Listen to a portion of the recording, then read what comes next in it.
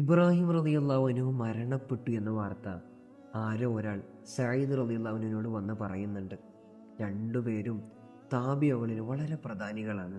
കേട്ടയുടനെ സഈദ് റളിയല്ലാഹു അൻഹു അവരോട് ചോദിച്ചു, എന്താണ് സംഭവിച്ചത്?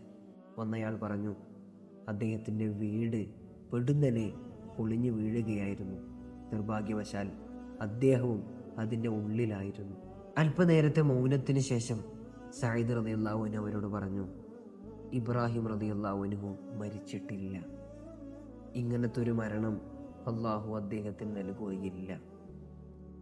കേട്ട ആഗതൻ അകത്തരിച്ചുപോയി. ഒന്നുറപ്പാണ്, ഒന്നും കാണാതെ സഈദ് റളിയല്ലാഹു അൻഹു ഇന്നേ വരെ ഒരു കാര്യവും അവരോട് പറഞ്ഞിട്ടില്ല. വന്നവർ പൊളിഞ്ഞു വീണ ആ വീടിൻ്റെ അരികിലേക്ക് ഓടുകയാണ്. അവശിഷ്ടങ്ങൾക്കിടയിൽ മഹാനവറുകളെ തിരയുകയാണ്. അത്ഭുതമെന്നോണം ആ അവശിഷ്ടങ്ങൾക്കിടയിൽ നിന്ന് മഹാനവറുകളെ ഒരു പോറലുമേൽക്കാതെ അവർക്ക് ലഭിക്കുകയാണ്.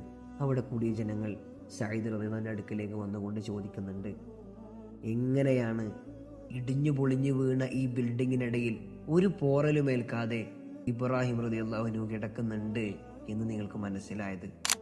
അദ്ദേഹത്തിനൊരു പ്രത്യേകതയുണ്ട്. ഇന്നേ വരെ തൻ്റെ കുടുംബങ്ങൾക്കിടയിൽ ഒരു വിള്ളൽ പോലും വരുത്താത്ത വലിയ മഹാനാണ് മഹാനായ ഇബ്രാഹിം റളിയല്ലാഹു അൻഹു.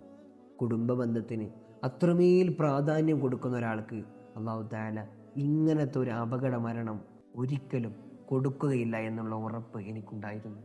വളരെ നിസ്സാരമായ കാര്യങ്ങൾക്ക് വേണ്ടി സ്വന്തം ചോരകൾ തമ്മിൽ തെറ്റി നിൽക്കുന്ന അവസ്ഥകളിലാണ് ഇന്നും നമ്മളിൽ പലരും.